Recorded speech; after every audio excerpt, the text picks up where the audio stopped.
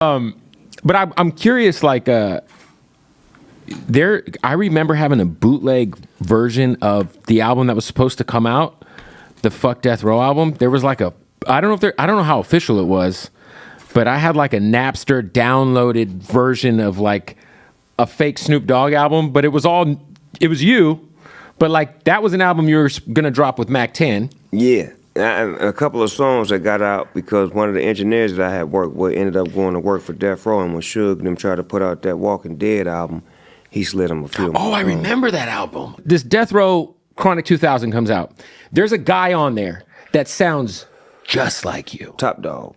Oh, it's almost like they went out and they were like, we have to find a Snoop Dogg impersonator to try to fool people. And then the name Top Dog, you had an album called Top Dog, you know? Right.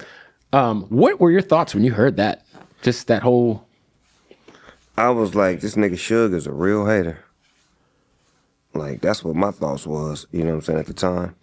But then Master P had seasoned me to, like, forgive and to move forward and not look back.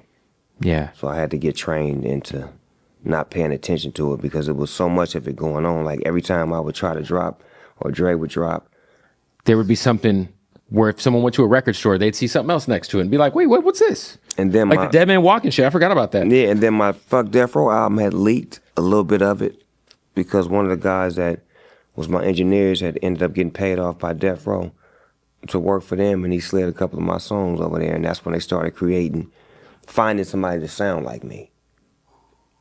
Can you believe that? It's like they did a talent search to find a nigga to sound like me, which to me it was like I was happy. Like, I'm really on you niggas' mind like that? Where y'all trying to find a nigga that sound like y'all can't me? just find someone new? Right, and it's like, okay, so I must be hurting y'all. And that's what put me on a mission. I started like, when I went to like make music after that, my mission was to make great fucking music. And I think I went on a mission for like 6 straight years. Oh, you went on a run. Like Snoop Dogg wasn't playing with nobody. Yeah.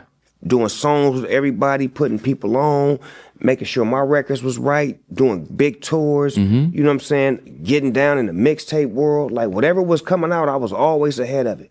Even with 50 Cent. 50 Cent was opening up for me, and we showed the G-Unit how to get his background. Right. Because in the beginning, they just was up there. So I had the dog pounding all my crew with me, so 50 would come to my dressing room, we chop it up, I give him a little piece of game, then before you know it, his show got right. Hold on, don't do that in the club. Shouldn't be your first song. That's got to be your last song. Right. You can't come out to that. That's at the back. Right. Boom. Take him on the road again. This time we're on the road. He dropped one of the niggas off the tour and end up making it his tour.